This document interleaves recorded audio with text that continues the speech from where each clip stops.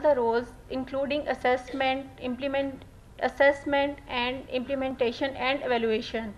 So now extended role includes administration of biologicals.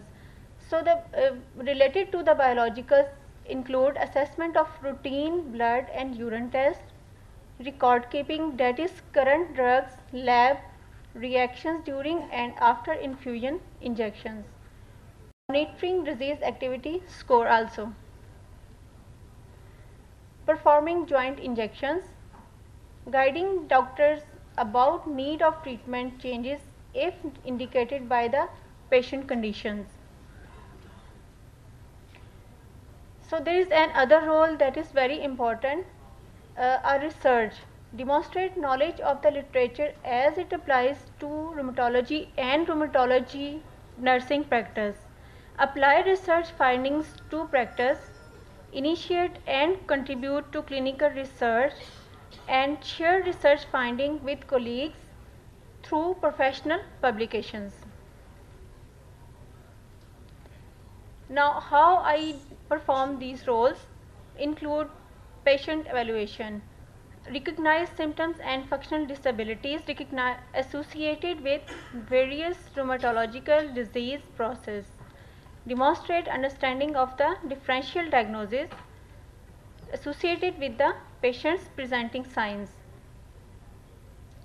identify factors such as sleep, anger, mobility, posture, nutrition, interpersonal relationships, and general health that are contribute to the perception of pain, fatigue, and stiffness, and the other symptoms associated with the rheumatic diseases, and detect subtle changes in patient behavior that may suggest alteration in disease process.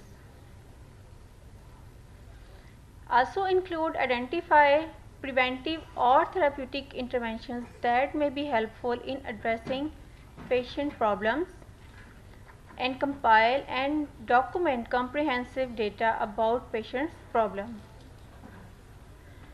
So once we have assessed, then it's a time to make a treatment plan. Treatment plan include develop appropriate management strategies to address the specific disease process, demonstrate an understanding of the pharmacological and non-pharmacological modalities appropriate for the management of patient problem.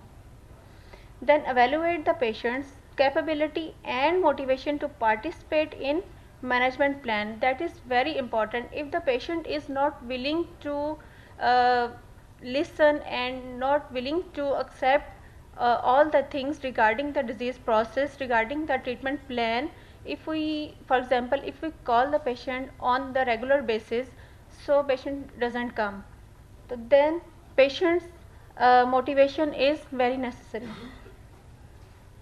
Demonstrate understanding of psychological factors that may be related to chronic disease states and the subsequent adjustment process, includes pain, perception, body image, and depressions. Establish behavioral outcomes in conjunction with parent and support system. Demonstrate sensitivity to the importance of family dynamics, communication style, and cultural differences that may affect patients dealing with the chronic illness. Now, how to implement? Uh, for the implementation, there is a functional health assessment scale, that is Gordon Functional Health Pattern. It includes all the areas that are necessary for the assessment: health perception and health management, nutrition and metabolism, activity and exercise, cognition, sleep and rest, self perception and self concept,